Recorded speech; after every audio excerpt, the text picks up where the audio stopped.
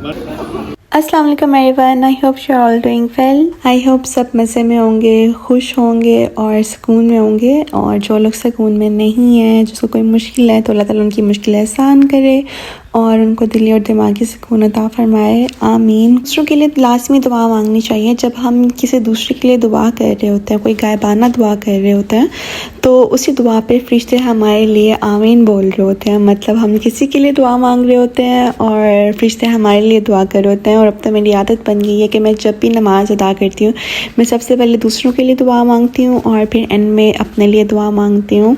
اس دفعہ جب ہم لوگ پاکستان گئے تھے تو ہم لوگ فرسٹ ٹائم عمرہ کے لیے بھی گئے تھے. تو ویسے میں نے کوئی ویڈیو تو نہیں بنائی عمرہ کرتے ہوئے کی، کیونکہ مجھے مناسب نہیں لگا تھا، کیونکہ ہم لوگ عبادت کرنے جا رہے تھے، اللہ کے گھر جا رہے تھے، تو مجھے اپنا پورا فوکس عبادت کرنے میں ہی رکھنا تھا. ہم نے یہاں پہ کتنے لوگوں کو دیکھا تھا کہ اگر وہ صحیح کر رہے ہیں تو وہ ویڈیو بنا رہے ہوتے تھے، اگر وہ طواف کر رہے ہیں تو وہ ویڈیو بنا رہے ہوتے تھے. ایون کہ اگر وہ حجر اسود کا بوسہ لینے بھی گئے ہیں، مطلب اتنی مشکل سے وہاں تک انسان پہنچتا ہے بوسہ لینے کے لیے، اور وہاں پر بھی وہ سب سے پہلے سیلفی لے رہے ہوتے تھے. مطلب اتنا عجیب لگتا تھا یہ سب کچھ دیکھنا. جیسے اب جب ہم لوگ نماز پڑھتے ہیں تو ہم لوگ فون یوز نہیں کر سکتے، اسی طرح جب ہم لوگ کی عمرہ کرتے ہیں تو وہ بھی عبادت ہی ہوتی ہے، تو ہمیں فون نہیں یوز کرنا چاہیے. اچھا، اب جن لوگوں نے عمرہ نہیں کیا ہوگا ان کو تو نہیں پتا ہوگا، لیکن جن لوگوں نے عمرہ کیا ہوا ہے ان کو پتا ہوگا کہ وہاں پہ کتنا برا حال ہوتا ہے. تب وہاں پہ کچھ ایسے سینز ہوئے ہیں میرے ساتھ کہ ان کو دیکھ کے مجھے لگتا تھا، کیونکہ میں تو فرسٹ ٹائم گئی تھی، مجھے پتہ ہی نہیں تھا ایسے سب کچھ ہوتا ہے.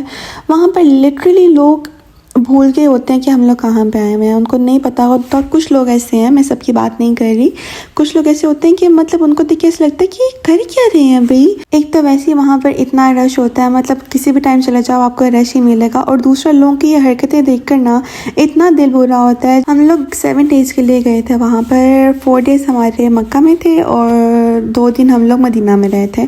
ہم لوگ جو 4 دن مکہ میں رہے تھے، ہم نے الحمدللہ 4 عمرہ ہی ادا کیے تھے. اور میں آپ کو بتاتی ہوں، جو میرا پہلا تھا نا، جس دن ہم لوگ لینڈ کیے تھے، اس دن جو میں نے عمرہ ادا کیا تھا، اس دن لٹرلی میں طواف کرتے ہوئے رو پڑی تھی. ایک تو ویسے ہی آپ کا دل اس طرح کا ہوتا ہے کہ آپ کو رونا آ ہی جاتا ہے، کیونکہ آپ اللہ کے گھر میں ہو. فیلنگ یہ الگ سی ہوتی ہے، وہ ایکسپلین نہیں کی جا سکتی.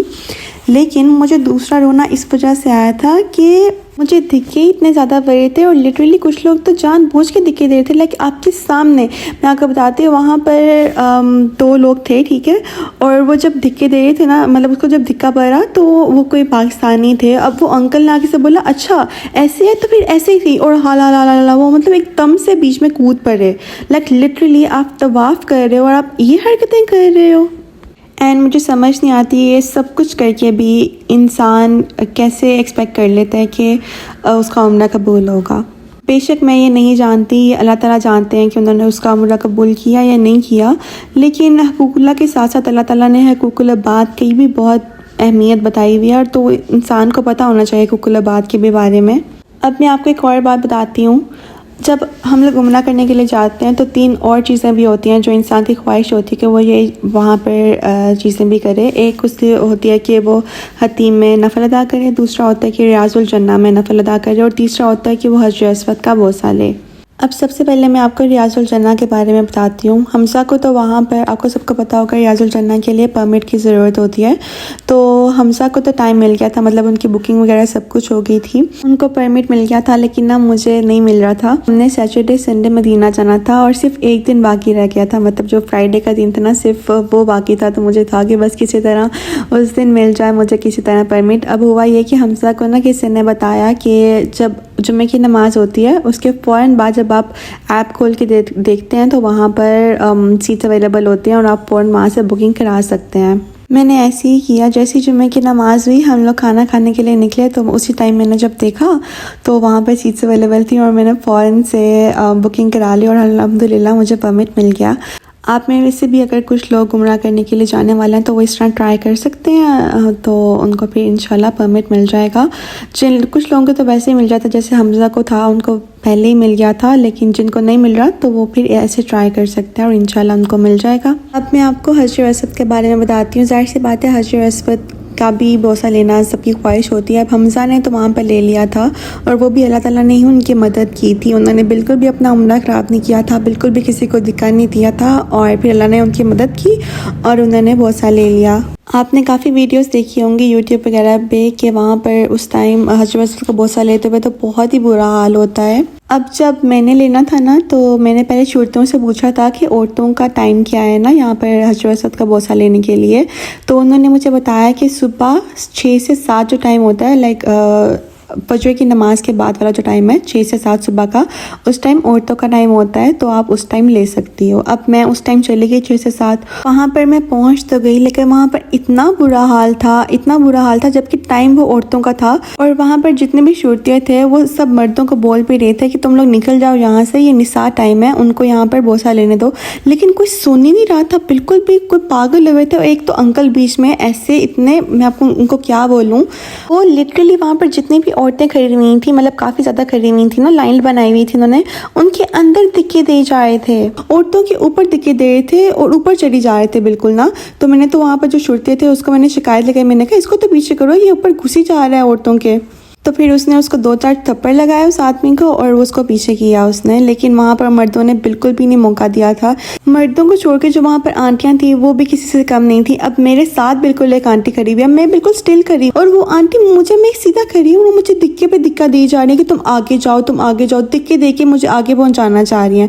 مطلب میں ان کو بولوں کہ آپ کر کیا رہی ہیں, کہاں جاؤں میں, آگے کہاں جاؤں. اور وہ لٹرلی وہ ایسی حرکتیں کر رہی تھی وہاں پہ. میں 6 سے 7 بجے تک میں وہاں پہ کھڑی رہی تھی اور مجھے موقع نہیں ملا تھا بالکل بھی. مطلب میں اتنی پاس تھی لیکن میں خود پھر وہاں سے پیچھے ہو گئی تھی کیونکہ بہت برا حال ہو گیا تھا. مجھے دکھ بہت زیادہ ہوا تھا کہ میں اتنی پاس تھی, لیکن پھر میں نے کہا کہ مجھے اپنا عمرہ بالکل بھی خراب نہیں کرنا, مجھے ان کو دکے بالکل بھی نہیں دینے, اور میں پھر وہاں سے نکل گئی تھی. لٹرلی 2-3 عورتوں کا بس آگے سے فاصلہ ہوگا تو میں پھر وہاں سے پیچھے ہو گئی تھی. اور وہاں پر کتنی عورتیں تھیں جنہوں نے لے بھی لیا تھا, اور وہ اسی طرح لیا تھا کہ وہ دکے دیا اور وہ آگے پہنچ جاتی تھی, دکے دیتی تھی اور وہ آگے پہنچ جاتی تھیں, اور وہ انہوں نے اس طرح لے لیا تھا. لیکن بس مجھے نہیں لینا تھا اس طرح. اب میں آپ کو بتاتی ہوں کہ میرے ساتھ حتیم میں کیا ہوا تھا. حتیم میں تو میرے ساتھ بہت برا حال ہوا تھا. اب جیسے میں حجر اسود پہ اتنی لمبی جو وہاں پہ میں کھڑی رہی تھی, اس کے بعد میں جب وہاں سے نکلی ہوں تو یہ نا لاسٹ ڈے تھا, میرے لاسٹ ڈے کی آپ کو ساری بات بتا رہی ہوں یہ, اس لیے میں بہت ڈسہارٹ تھی, ورنہ میں نیکسٹ ڈے بھی ٹرائی کر سکتی تھی. اچھا, اب میں نا جیسے وہاں سے باہر نکلی ہوں تو میں نے جا کر نا سب سے پہلے شرطی سے پوچھا کہ مجھے حتیم میں نماز پڑھنی ہے تو میں وہ کس ٹائم پڑھ سکتی ہوں. تو اس نے مجھے بولا ابھی جاؤ وہاں پر نا, وہ جیسے وہ بولتے ہیں. تو میں فوراً وہاں سے نا ایک دم سے جانے لگی. تو میری نا ایک بڈھی سی آنٹی تھی, کسی اور ہی کنٹری کی تھی, تو انہوں نے میرا پھر ہاتھ پکڑ لیا نا, ایک دم سے خود ہی میرا ہاتھ پکڑ لیا, کہتی مجھے بھی ساتھ لے کر چلو نا. یہی چھوٹی چھوٹی نیکیاں ہوتی ہیں. انہوں نے تو میرا ہاتھ بھی خود ہی پکڑا تھا اور میری ساتھ بھی تھی, تو میں نا خوش ہو گئی کہ چلو یہ نیکی ہے. تو میں نا بس میں خوش ہو گئی تھی جو میری ڈسہارٹ تھی نا. اچھا, اب میں وہاں پر ہم دونوں جب پہنچے ہیں, وہاں پر اتنا رش تھا, مطلب بہت عورت وہاں پہ کھڑی ہوئی تھی. کچھ عورتیں ابھی اندر نماز جو نفل ہوتے ہیں وہ ادا کر بھی رہی تھیں. اب جتنی دیر میں وہ اندر نماز ادا کر رہی تھی, باہر سارے ویٹ کر رہی تھی, وہاں پر لٹرلی میں نے اپنی آنکھوں سے دیکھا ہے 2 عورتیں تھیں, ٹھیک ہے, وہ آپس میں پتہ نہیں کون تھیں, انہوں نے شاید باہر نکلنا تھا. اور آپ کو جیسے میں نے بتایا کہ وہاں پر عورتیں اتنی زیادہ تھی کہ مطلب بہت زیادہ تھی نا. اب انہوں نے باہر نکلنا تھا تو ان کے ساتھ جو آنٹی تھی وہ شاید ان کو رستہ نہیں مل رہا تھا یا کچھ اس طرح. انہوں نے اس آنٹی کو, بڈھی آنٹی تھی ٹھیک ہے, کافی ایجڈ تھی, انہوں نے اس کو پیچھے سے کمر پہ 2-4 مکے مارے, لٹرلی اس نے مکے مارے کہ تم پیچھے ہو یہاں سے, اور وہ آگے سے ہنسنے لگ گئی. مطلب وہ دونوں عورتیں مکے مار کے آنٹی کو, بڈھی کو, اور وہ ہنسنے لگی, اور وہ بیچاری ان کا منہ دیکھ رہی ہے کہ یہ کر کیا رہی ہیں. مطلب ایسے لوگ آپ کو وہاں پر دیکھنے کو ملتے ہیں.